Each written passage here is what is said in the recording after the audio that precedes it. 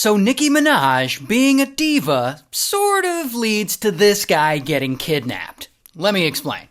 So it all starts with this guy, 6ix9ine, and he's a rapper, and we've talked about him before, but this is a different story. So one day in 2017, he films a music video and puts a bunch of local gang members in it, because he thinks it'll give him street cred. And during the shoot, he meets this guy, Harv, and this other guy, Shotty.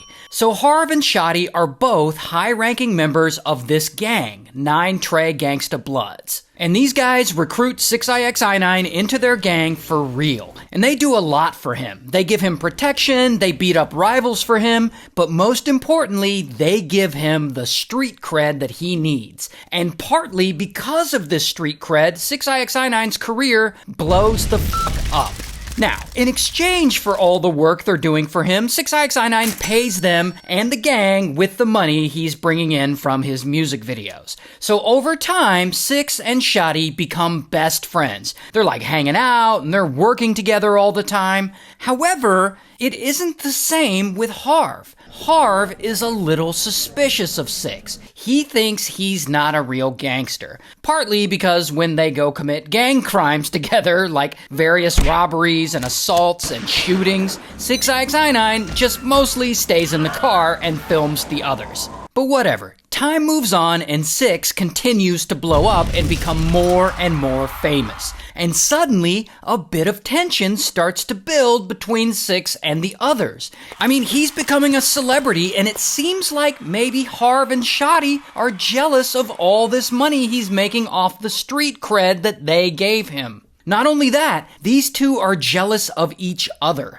and over time, they start arguing and fighting over who's gonna control 6's career and get the most money from it. So eventually, bam, Harv and Shotty split, and poor 6ix9ine has to choose who to side with. So naturally, he sides with his old friend, Shotty. But then, one day, in 2018, shit gets really crazy, because 6 collaborates with another rapper, Nicki Minaj, and they film a music video together. And on the day the music video is about to premiere, it's 4 a.m., and 6 is at a local strip club. Because, of course he is. Now, Nicki, she's kind of a diva. Well, maybe she's not a diva in this case, but she's a perfectionist, and she wants this music video of her to be perfect. And so she's watching a cut of it, and she just doesn't really like what she sees. So she texts 6, and she's like, I don't like some of the things in our video. I need you to re-edit it before it comes out. And so 6 leaves the strip club early and he gets in his car because he's got to go fix this video. And soon enough, his driver is driving him over to his editor's house.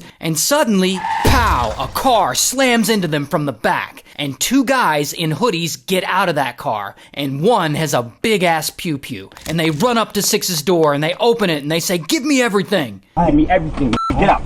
Get out. Get in the car. And 6, he recognizes one of the guys robbing him. It's Harv. And Harv tells him, get in my car or I'll shoot you. And 6, he doesn't want to get shot, so he gets in the car, in the back seat. And there's another goon in there holding a pew-pew up to him. And then Harv gets in and the car speeds away. Minutes later, they stop at an empty street. And Harv grabs 6 and he drags him out of the car by his rainbow-colored hair. And he starts recording him saying, say you're not a gangster! Say you're not a gangster! And then, pow, he punches 6 in the face over and over again. And then boom, he pistol whips him. And 6 knows these guys are about to unalive him, so he starts begging. I'll give you whatever you want. I got jewelry at home. I'll give you jewelry if you just let me go. And Harv hears this and he's like, alright. So they all get back in the car and they start driving to 6's place to get the jewelry. And strangely, Harv knows where 6 lives, even though 6 never gave him his address. But anyway, 6 calls his baby mama at home, who we'll just call baby mama. So 6 calls her and he says, I need you to wrap up all my jewelry and come downstairs. And she's like, why? What's going on? And he's like, just do it. And so they pull up to the house and baby mama comes downstairs with a bag full of jewelry. It's got a Rolex and a bunch of rings and chains in it, and specifically, it has 6's My Little Pony chain, which is worth around $365,000. And Harv, he grabs the bag from her and he gets back in the car. Now at this point, 6ix is thinking, okay, he got the jewelry, now he's gonna let me go. I'm gonna be okay, everything is gonna be fine. Until everything is not gonna be fine, because Harv doesn't let him go. Instead, bam, he slams on the gas and skirt, the car speeds away. And 6ix is thinking, oh, I am fucked. These guys are definitely gonna unalive me. Minutes later, they park on a back street. And Harv, the goon, and 6ix, they all get out. And Harv, he's still got that pew-pew. And he says, come here, 6ix, let me tell you something. And 6ix knows what that means. It means he's about to die.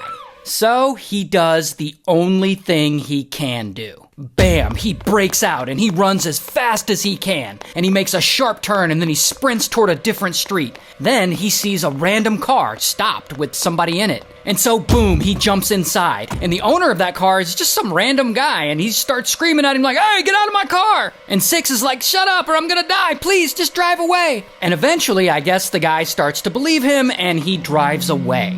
And so 6ix finally manages to escape Harv. And later, he's lying there in the hospital, recovering from all the beatings Harv gave him, and he's wondering, how did Harv know where I live? It's a brand new address. And only 2 people had this new address, Baby Mama and 6ix's old friend, Shotty. So 6ix starts to wonder, is Shotty out to get me too? So fast forward a few months later, and 6ix is chilling somewhere, and he opens up Instagram, and suddenly he sees all these comments on his page telling him that Shotty is smashing with his baby mama. So of course, 6ix is pissed. So he goes and he confronts baby mama like, what's up with all these Instagram comments? And she denies anything romantic is going on between her and Shotty, but I guess 6ix doesn't believe her and he flips out and he beats the shit out of her. So now, 6ix has been betrayed by baby mama, Harv, and his best friend Shotty. Like, you'd almost feel bad for him if he weren't such an asshole all the time. And to make it worse, because of all his past gang activity and all the crimes he's been involved in, the feds have been watching him for a long time. And eventually, they build up a strong enough case against him, and bam, they arrest him. Here's his mugshot. And they also arrest Harv, here's his mugshot, and they arrest Shotty, here's his. And they also arrest a bunch of the other members of their gang too. And so for all 6ix's past gang activity crimes, he's facing 47 years in prison. However, when the feds come to him, he decides to make a deal and snitch on Harv and Shotty. Sure, they were all in the gang together, they committed all of those crimes in the past together, but at the end of it all, Harv robbed him and Shotty allegedly smashed with his baby mama. And so, boom, 6ix snitches and he testifies against them in court. And he testifies against a bunch of the gang members, and this puts his ex-friend Shotty in prison for 15 years, and his kidnapper Harv in prison for 24 years. However, unfortunately for him, it destroys his street cred as now he is widely criticized for being a snitch. So I guess the moral of the story is if Nicki Minaj ever texts you to leave a strip club early, don't do it, because you might get kidnapped.